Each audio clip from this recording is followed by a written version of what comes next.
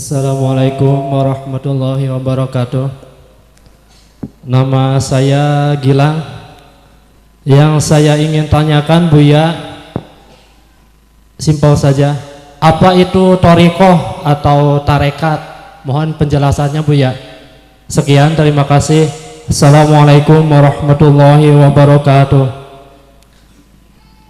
Thariqah ini apa? Dibandingkan dengan apa, ya kan? Begini, kita supaya jelas dibandingkan dengan apa, thariqah dibandingkan dengan syariat gitu. Iya, nanti lain lagi. Begini aja lah.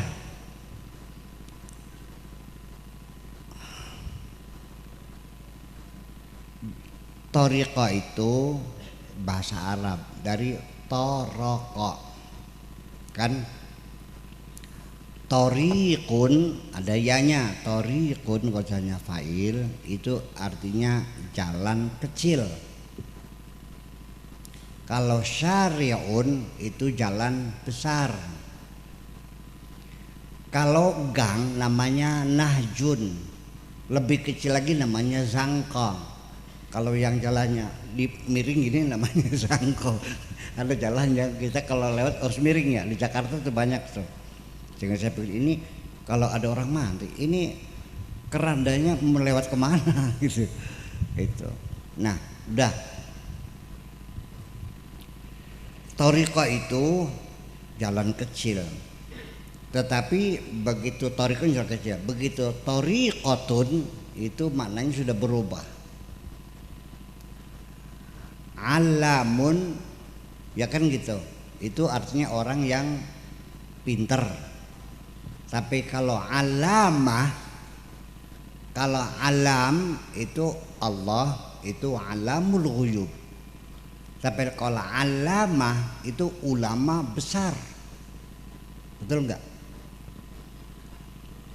Jadi tambahan tak ini menunjukkan bahwa itu telah bergeser maknanya menjadi satu konsep pemahaman cara mendekatkan diri kepada Allah Subhanahu wa ta'ala dengan cara melalui jalan yang kecil. Kalau syari itu juga sama, mendekati jalan Allah namanya syariah, tapi jalan besar. Saya itu tinggalnya di Kertasmaya. Bangga 2 itu nyebrang Sungai Cimanuk naik tambangan. Ya, jalan kecil. Tapi mobil nggak bisa lewat situ, yang bisa motor sama sepeda kan gitu. Becak juga bisa.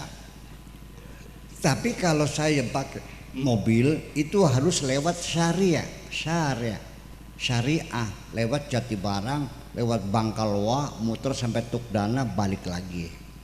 Di sini juga mungkin banyak begitu ya. Nah, kedua-duanya itu punya resiko yang sama. Jalan kecil mungkin nginjek paku, mungkin ada ular, betul nggak? Mungkin ada lubang. Kalau jalan besar kan licin, betul nggak? Jalannya di aspal, jalannya cepat. Itu memang syariat itu adalah yang saya ajarkan ini adalah syariat, Pak. Bukan hakikat, bukan tarekat, enggak, saya mah syariat. Ya, tarekat mah tidak diajarkan, tapi saya yang mencari. Ya, Anda tidak akan. Jadi seorang saya mencari orang yang berbakat, enggak usah mencari-cari saya akan mencari sendiri. Karena itu kalau yang standar yang kita sama adalah syariat. Bedanya apa? Kalau dengan thariqat jalannya lebih pendek, betul nggak? Sebentar nyampe. Kalau syari muter-muter, tapi lebih aman. Tapi tetap resikonya. Jalan besar pun ada rambu-rambu, ada lampu merah, ada lampu hijau, lampu kuning, ada tikungan tajam, kan begitu. Ada dilarang parkir, ada dilarang stop dan sebagainya. Dalam syariat pun bisa terjadi kita ngati-hati. Bisa kan ditabrak dari belakang, mungkin kan ada orang nyabrang. Jadi dalam syariat pun juga ada resikonya, sama-sama ada resikonya. Untuk itulah maka saya minta kepada teman-teman semuanya dalam berkendaraan di jalan besar ini jangan terlalu cepat, alon-alon asal kelakon, biar lambat asal selamat. Karena kalau terlalu cepat, ini gara-gara kerikil kecil saja ban kita meletus kecepatan 160 km per jam, ban itu nginjak kerikil kecil dan pecah, apa enggak kayak kerupuk mobil nih ancur-ancurannya, betul nggak? Makanya nggak usah cepat-cepat lah, yang penting asal alon-alon asal kelakon. Tapi kalau thoriqot itu nggak bisa cepat, soalnya ya ada pohon, ada lubang, ada segala macam kan, tetap dia lebih lambat, tapi juga lebih cepat nyampainya. Nah, kemudian kalau hakikat apa sekaligus?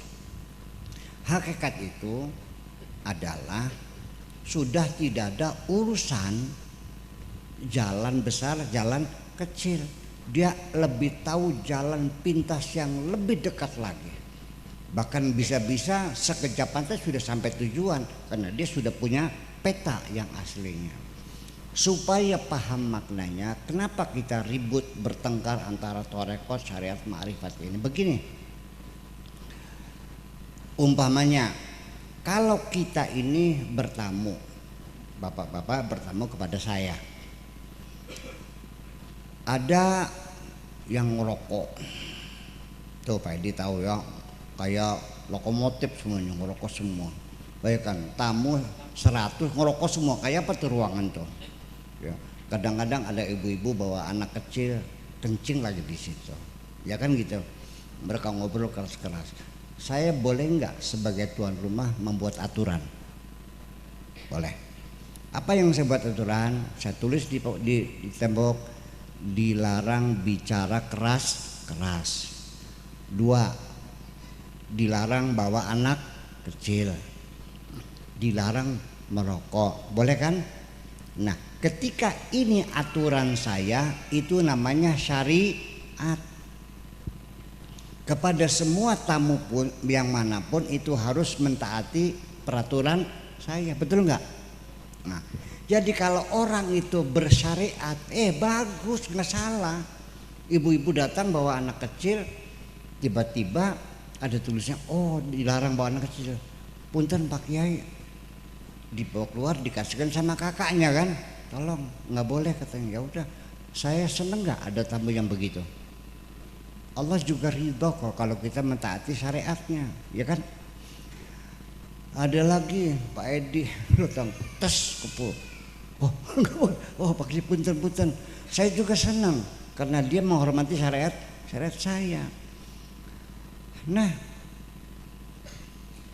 yang jadi masalah bahwa itu semuanya orang itu tuh menghormati aturan-aturan saya. Belum tentu orang itu menghormati saya, betul nggak? Nah, kalau hakikat itu hubungannya bukan dengan syariat tapi dengan syariat. Oke. Begini akan terjadi. Sayanya habis mandi, telinga saya kemasukan air sehingga suara orang ngomong kurang jelas. Ada tamu melihat peraturannya dilarang berbicara keras, akhirnya ngomongnya pelan-pelan. Tolong dong ngomongnya yang keras, yang nggak kedengeran. Nggak bisa, itu aturannya nggak boleh. Saya usir nggak orang tuh? Nah itulah. Jadi pada tahapan tertentu itu kalau sudah ukuran hakikat itu jangan pakai standar syariat, nggak nyampe soalnya, betul nggak? Yang terjadi begini, makanya jangan suka apa itu hakikat, apa nggak usah bertengkarlah. Thoriqot, hakikat, syariat, ya kan? Itu semuanya adalah satu paket. Tolong jangan bertengkar. Jangan menyalahkan thoriqot, jangan menyalahkan hakikat. Sudah, kamu yang kelasnya SD ya silakan, jangan menyalahkan SMP. SMP jangan menghina yang SD. Silakan. Semua itu Wa qad alima kullu unasin masyrabahum. Semua banyak punya ukuran-ukurannya semuanya. Nah, itulah sebabnya saya mau nanya, Nabi Ibrahim menyembelih anaknya enggak? Iya kan? Disuruh siapa? Yang nyuruh siapa? Maka Nabi Ibrahim salah enggak? Yang kedok. Nah itu persoalannya. Nabi Khidir bunuh anak enggak? Ngerusak kapal enggak? Dia dosa enggak? Yang nyuruh siapa? Jadi dosa enggak? Sudah, jangan menghina orang. Kalau orang sudah tingkatnya hakikat, ya sudah, kita jangan sok pinter. Paham enggak? Kita hargailah diri kita sendiri, kita levelnya apa. Ini kadang-kadang begini yang lucu juga. Ada anak hanya pernah pesantren 2 tahun, pulang belajar ngaji, lalu dipanggil kiai, kan gitu, masih muda lagi. Ini menyalah-nyalahkan Gus Dur, menyalah-nyalahkan Nurholis Majid. Apa itu Gus Dur? Saya bilang, bukan level kamu, saya bilang. Apa bilangnya? Ya saya juga kiai kak. Loh cih, gimana lagi? Saya juga kan kiai juga kan. Iya. Tapi kamunya kiai kampung, bukan levelnya. Nah itu kadang-kadang kita tidak tahu diri. Baru kelas syariat sudah menyalahkan tingkat torekot, baru torekot menyalahkan hakikat. Jadi sudahlah, yuk masing-masing. Allah tidak akan menyuruh kita kecuali sesuai dengan kemampuan kita. Tidak mungkin kita yang sudah kelasnya syariat suruh nyembelih anak, nggak mungkin dong. Percaya nggak? Allah juga tahu. Ibu-ibu tidak akan saya suruh gendong beras 50 kilo dong. Saya yang salah kalau begitu. Itu maknanya jadi torekot itu nanti torekot itu sendiri adalah akhirnya cara yang paling mudah untuk mendekatkan diri kepada Allah. Nanti ada beatnya, ada mursyidnya, kan gitu. Baca-bacanya apa ya silahkan. Tapi kenapa saya tidak bikin torekot? Karena saya tidak mau dibeat oleh siapapun. Paham? Karena beat itu kesetiaan. Saya tidak menuntut siapapun setia kepada saya. Selagi saya masih benar, silakan Kang Mik ikut saya boleh. Selagi saya masih benar. Kalau saya sudah mulai ngaco, sudah nyari cewek di Cikijing, tolong pergi jauh, jangan ikuti saya. Paham nggak? Dan tidak ada kesetiaan apapun kepada saya. Yuk kita setia, kita hanya kepada Allah dan Rasulnya saja. Itu satu. Yang kedua, kalau torekot itu, kalau berzikir itu salah satu persyaratannya harus membayangkan wajah guru. Betul nggak?